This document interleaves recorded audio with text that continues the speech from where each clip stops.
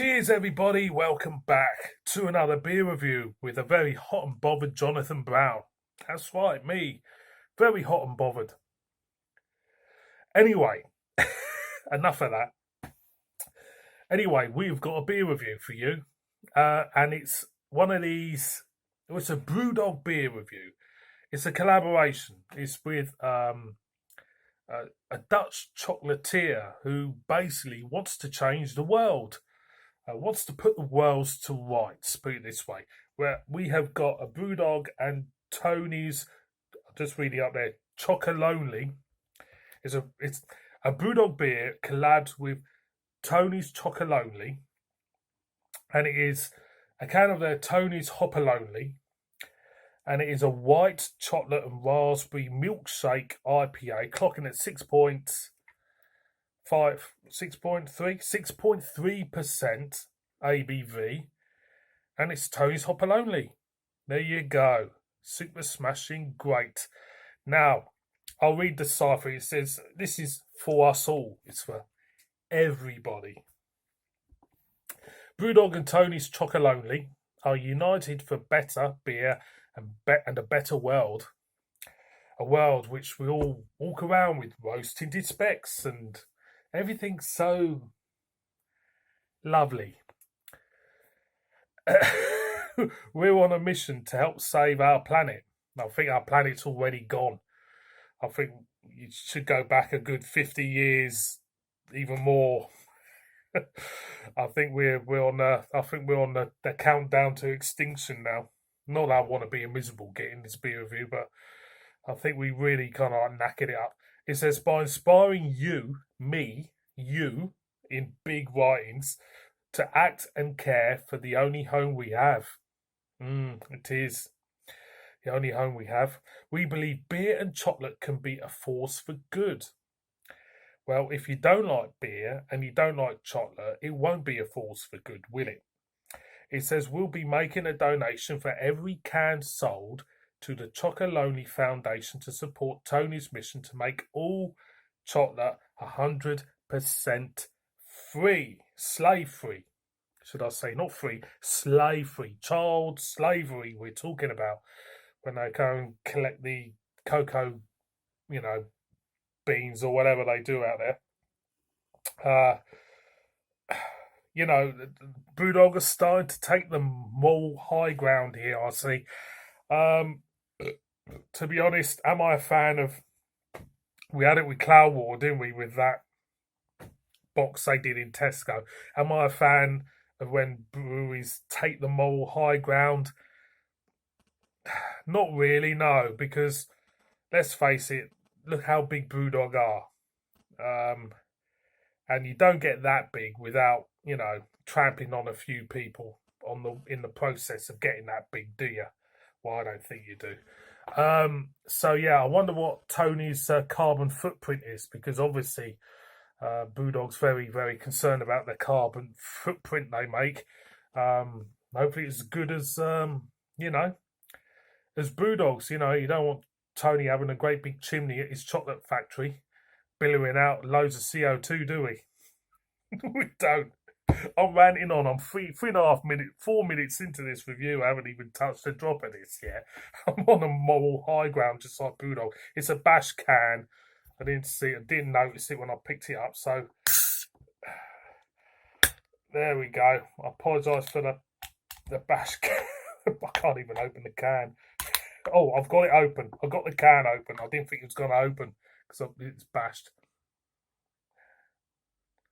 Lots of raspberries straight away. It smells like an eaten mess, to be honest. It's a bit of an eaten mess in a can. So let's see what this is all about. BrewDog, the brewery that we all love to bash. All tend to bash anyway. But they deserve it, don't they? They love it, really. There's some sort of masochist in us all to bash a BrewDog beer. Beer in the glass, as you can see, very hazy, thinning out. Raspberry. Yeah, I do pick up the white chocolate. Yeah, I definitely pick that white chocolate up. It's there. but it smells like an Eton mess. You haven't got white chocolate in Eton mess, do you? I think you do. Answer on a postcard or zip it in the comments under below.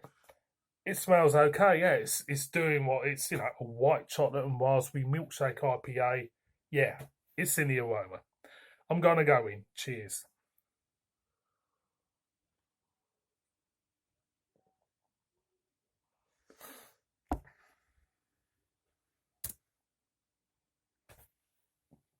Very sweet for me. The raspberry sweetness there is there. You do get the sweet lactoseness. I think with the raspberry and the sweetness from the lactose has overdone it for me in this. It's very, very sweet. If you got a sweet tooth, you will love it. For me, God, can we go back to normal beers? So, very sweet, raspberry. I get the chocolate. It's there. It apart from the chocolate and the sweetness, what else do I pick up in this beer? There's a slight bitterness. The mouthfeel is relatively clean for what it is. You do pick up that lactose. For me in this, the sweetness of it all. It's one of these ones again. It's doing what it says on the can. Okay, it's a white chocolate raspberry milkshake IPA. That is what you're getting. It's a posh beer in a snazzy can. Is me drinking a posh beer in a snazzy can going to, you know, finish child slavery out there in the jungle somewhere? No. In fact, I do find it a little bit guilty. You know, I'm here drinking this posh beer, if you want to call it a posh beer, and you know, there's kids out there getting treated like shit. So I do support, you know, the cause. I do. I bought the beer. I support the cause, but this is a problem when doing charity beers. It's not my type of beer. I could not buy any more, you know. And for me, if they really wanted to make money on this, I think they should have done a beer a little bit more agreeable to a lot of people. You know, there's be people like me who think that is too sweet, and it is.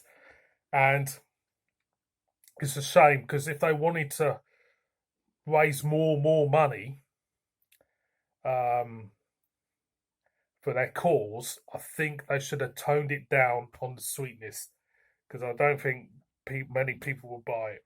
I really don't. I think it's because they've over egged the cake in a way. One more for the road. I'm 8 minutes in.